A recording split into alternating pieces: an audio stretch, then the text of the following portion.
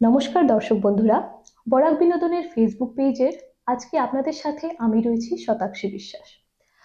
দর্শক বন্ধুরা, আমরা জানি আজ বা এখন অসম সহ গোটা বরাক উপত্যকা একটি ভীষণ কঠিন পরিস্থিতির মধ্য দিয়ে যাচ্ছে। এই পরিস্থিতির মোকাবিলা করতে এগিয়ে এসেছেন অনেকজন মানুষ।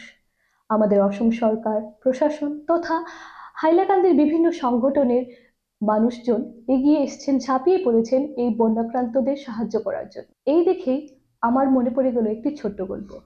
যেহেতু আমরা বরাক বিনোদনের তরফ থেকে বা আমরা নিজেরা কোনো কিছুই করতে পারছি না এই বন্যাক্রান্তদের জন্য, তাই আমরা আজকে আপনাকে সেই ছোট গল্পটি শোনাবো, যা শুনে হয়তো আপনারা সকলেই অনুপ্রাণিত হবেন এবং আমরা অনুপ্রাণিত হব এই বন্যাক্রান্তদের সাহায্য করার জন্য। চলে আসছি সেই ছোট্ট গল্পটির মধ্যে। America, Manhattan, world trade centre এবং ওসামা বিন লাদেন, এদের কথা আপনারা নিশ্চয়ই শুনেছেন। যা শুনেননি তা হচ্ছে ইনোসাইন নামের একটি গ্রামের কথা, যেটি তানজানিয়া এবং কেনিয়ার সীমান্তে পড়ে এবং সেখানের উপজাতি মাসাইদের কথা।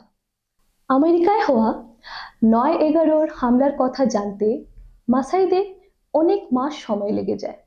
তারা এই হামলার ব্যাপারে তখনই জানতে পারেন যখন ইনোসিয়ার নিকটবর্তী শহরের স্ট্যানফোর্ড ইউনিভার্সিটির একজন মেডিকেল স্টুডেন্ট কিমেলি নাওমা ছুটিতে কেনিয়া ঘুরতে আসেন। সেই সময় নাওমা মাসাইদেরকে ৯/১১ হামলার ব্যাপারে জানান।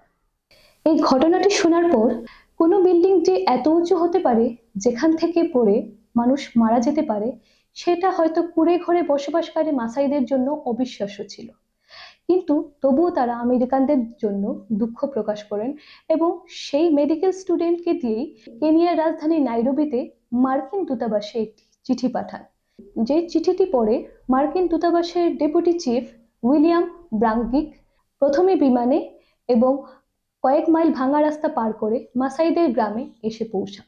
গ্রামে পৌঁছাতেই মাসাই উপজাতিরা একত্রিত হয়ে 14টি গরু নিয়ে মার্কিন দূতাবাস ডেপুটি চিফের কাছে যান এবং তার হাতে একটি গরুর দড়ি দিয়ে তাকে একটি বোর্ডের দিকে ইশারা করেন। জানেন সেই বোর্ডটিতে কি লেখা ছিল? লেখা ছিল, এই দুঃসময়ে আমেরিকার মানুষের সাহায্যার্থে আমরা এই 14টি গরু দান করছি। কেনিয়া একটি ছোট দরিদ্র দেশ হলেও যথাসাধ্য চেষ্টা করেছিল এই বিপদের সময় আমেরিকার পাশে দাঁড়ানোর। হ্যাঁ, সত্যি দর্শক বন্ধুরা, কাউকে সাহায্য করতে প্রাচুর্যের দরকার হয় না। আমরা যদি চাই আমাদের সামর্থ্য অনুযায়ী আমরা একে অন্যের সাহায্য করতে পারি। আজকে আমরা বরাক বিনোদনের তরফ থেকে সেই সকল মানুষদের ধন্যবাদ জানাতে চাই যারা এই দুঃসময়ে বিভিন্ন মানুষের, বন্যাক্রান্ত মানুষের পাশে এসে দাঁড়িয়েছেন। আমরা মন থেকে ওদের ধন্যবাদ জানাতে চাই। আজকের মতন এতটুকুই, বিদায় নিচ্ছি। নমস্কার।